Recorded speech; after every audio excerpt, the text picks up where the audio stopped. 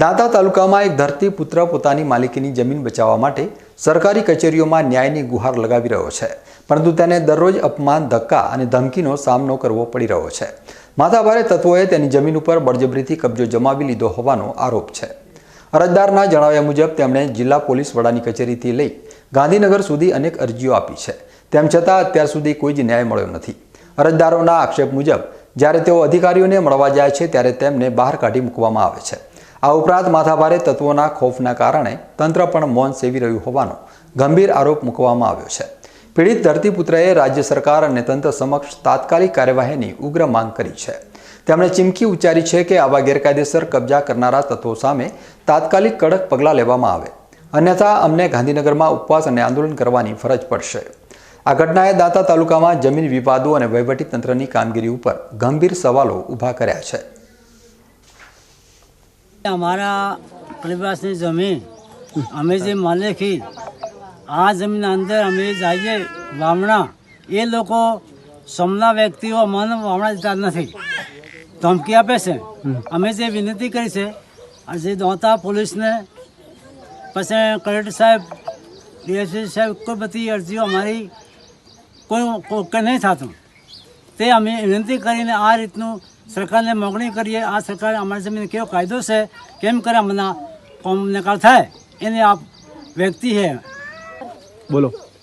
અમારે કલબિયાવાસની જમીન અમે જે વાવણા જઈએ જે વખતે વાવણા પણ દેતા નથી, અમે ચીરકમ ઠાલીને ફોમાં પડે છે એ લોકો. અમે આ અરજી કરી થાકા છીએ પણ કોઈ અમારી અરજી કોઈ લેતા નથી. કોઈ અમારે કે અમારી કરવાની શું માંગ છે તમારી? હવે તમારી માગણી શું છે?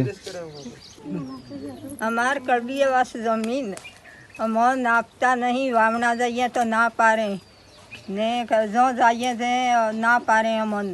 એ જમીન ઉસકે અમને હાલતા નહીં ને વાવવા દેતા નહીં, ના પાડે. શું માંગ છે તમારે આગળ? હવે અમાર જમીન વાવવાની છે ને અમને ના પાડે. તમારું નામ શું હે?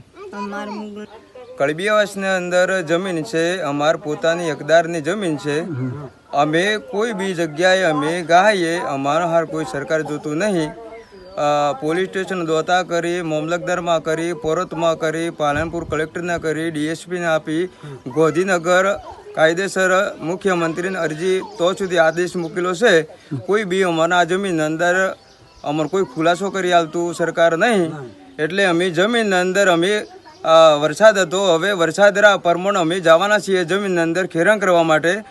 તો હોમલા વ્યક્તિ વિરોધ કરે, અમારે વિરોધ કરવો નથી, પોતાનો હક છે અમારો. અમારા બાપ દાદાની જમીન છે, અમારા બાપા છે પણ થોડા ભોળા પડે છે ને કોઈ સરકારમાં બોલી શકતા નહીં. પણ તો સુધી અમે એનોના માલિકી છીએ, એનોના અમે દીકરા છીએ.